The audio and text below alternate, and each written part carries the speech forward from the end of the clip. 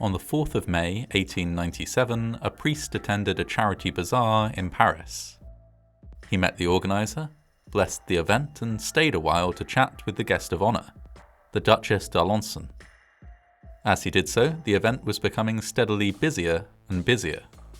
Hundreds of Parisians dressed in their finest flooded in through the building's rotating doors.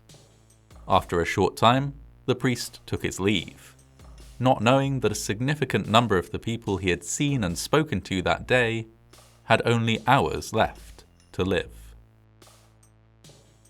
The Bazar de la Charité, or Charity Bazaar, was an annual event held in Paris, France, starting in 1885. Its purpose was to raise money for a range of charitable causes. The first event was organised by Henry Blount, the son of a railway magnate. But in subsequent years, as the event grew, the organiser, the charities involved, and the location of the bazaar changed year on year. For the 1897 event, a purpose-built wooden warehouse was constructed on an empty plot of land on the banks of the River Seine. The building was long and narrow, with the inside decorated in the style of a medieval French street.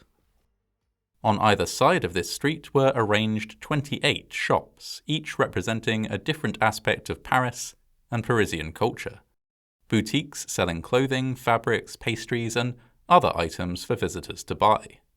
There were also spaces for other forms of entertainment, including music, a lottery, and most excitingly of all, a small cinema in which visitors could view a series of short films. This was a new technology for the time, and it generated a great deal of excitement. The first motion pictures to be screened in Paris had made their debut a little over a year before, and so for many visitors this would be their first chance to see for themselves this new and groundbreaking spectacle. In the very centre of the mock street, a large helium-filled balloon formed a striking centrepiece.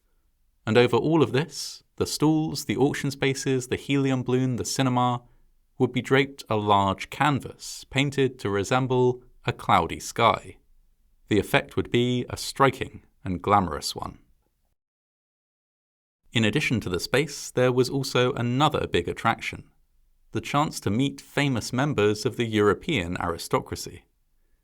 The various stalls and auctions would be run not by hired workers but by famous socialites who had agreed to donate their time, and also supply some items for auction or sale.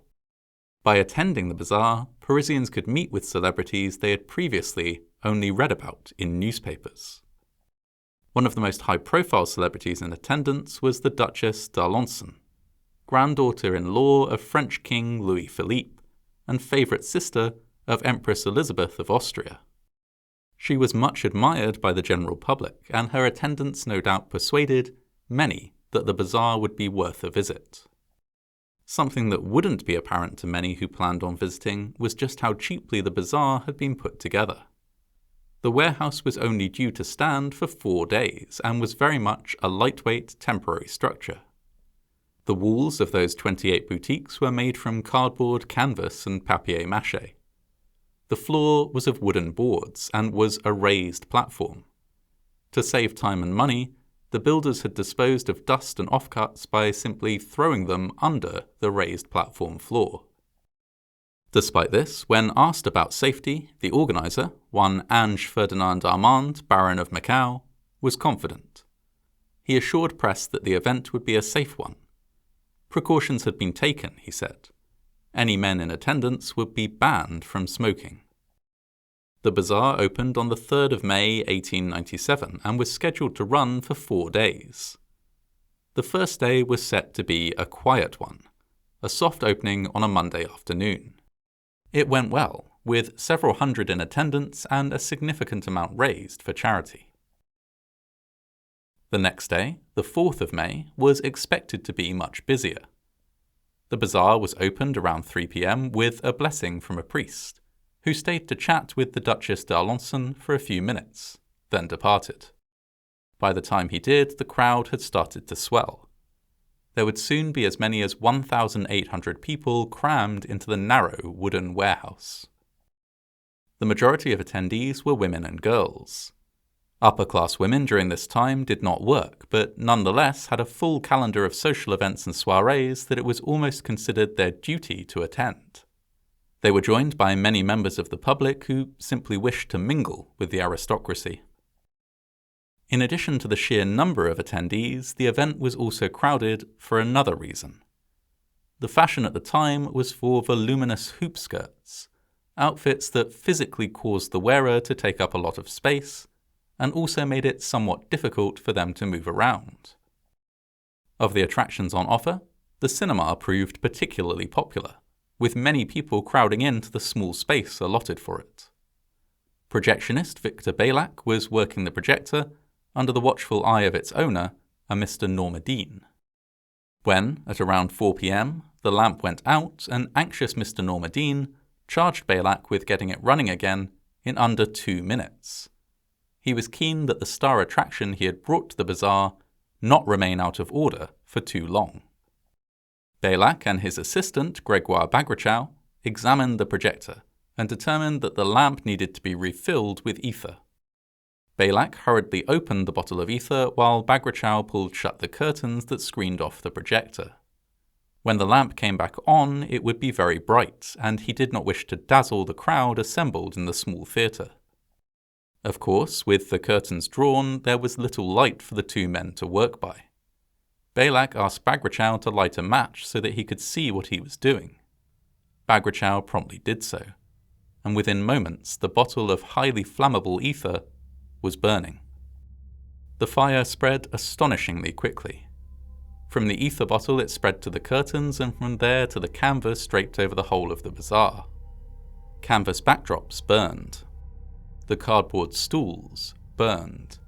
Merchandise and fabrics burned. And moreover, clothing burned. Many of those voluminous hoop skirts were supplemented by light, floaty, flammable materials like bobinette, muslin, and gauze. To make matters worse, many cosmetics from the time were also highly flammable. Many of the visitors to the bazaar would have happily adorned their hair that morning with a petroleum-based hair lotion. In short, everything within the temporary wooden warehouse was flammable. By some accounts, the entire structure burned to the ground in under 10 minutes. For the 1,800 or so people inside the warehouse, those 10 minutes were a frantic scramble to escape. The main doors at the front of the building were 2 rotating doors. These quickly became jammed with bodies as people rushed to escape, rendering them unusable. Dozens of frantic people were caught in the crush around these doors. There were at least 7 other possible exits from the warehouse, but none of these were clearly signposted, as the organisers expected visitors to use the main doors. In addition, most of these other doors only opened inwards.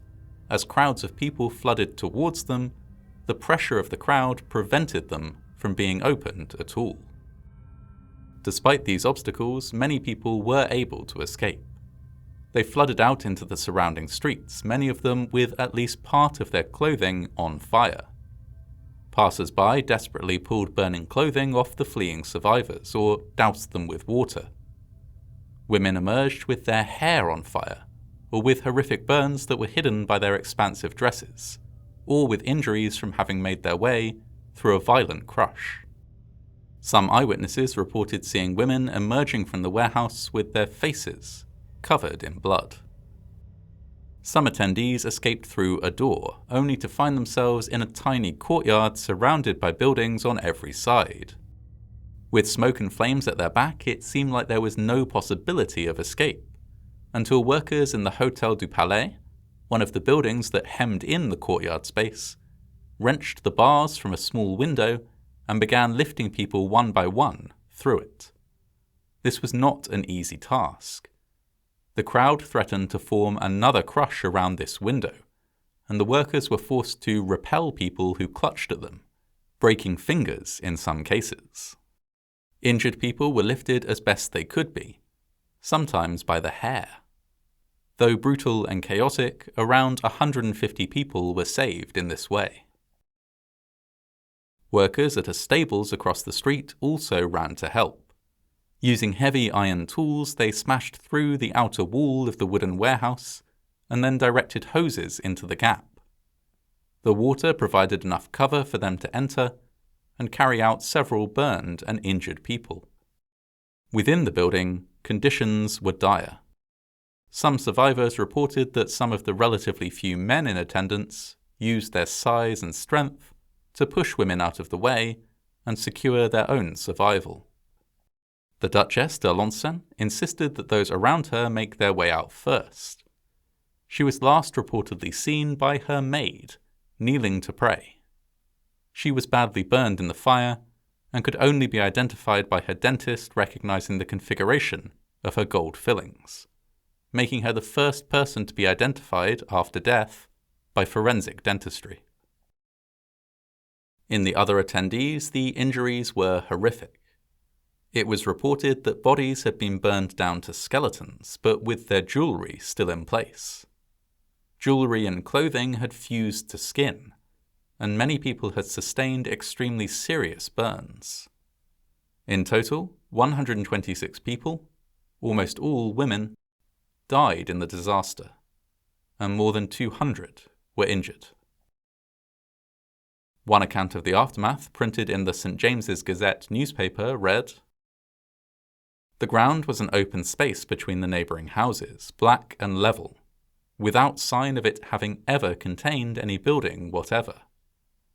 There was no masonry left standing, and there were none of the iron girders twisted by the heat, nor the half-burned oaken rafters which usually characterize the debris of a great fire. Almost everything had been reduced to ashes, and even charred wood was rare. The only elevation which caught the eye along the sinister black space was a little heap of charred corpses near the entrance of the building. Here were shreds of women's dresses. Here and there 20-franc pieces, blackened shoes, and odds and ends of articles from the Bazaar which had resisted the fire. But of the numberless bodies that still remained in the ashes, now sodden by the water poured in upon them by the firemen, not one was recognizable."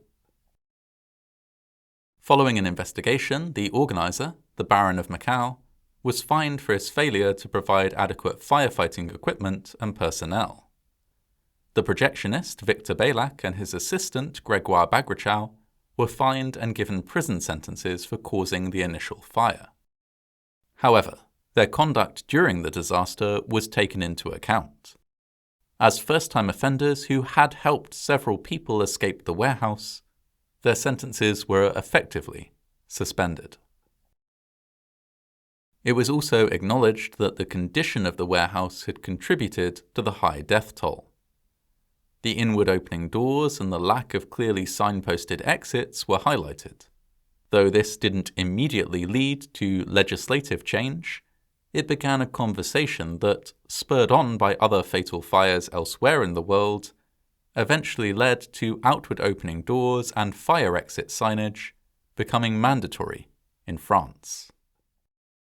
In the year following the fire, items that had been retrieved from the ruins of the building and which had not subsequently been claimed were put up for auction, with the goal of raising funds for charitable causes. Items which attracted much interest included melted coins, pin badges, and pieces of jewellery. There was even one earring that was auctioned off with a charred piece of flesh from its previous owner attached. Years later, a chapel, the Notre Dame de Consolation, was built on the site of the disaster in honour of those who died. It remains in place to this day and continues to serve as a memorial to one of the worst fires in the history of the city of Paris.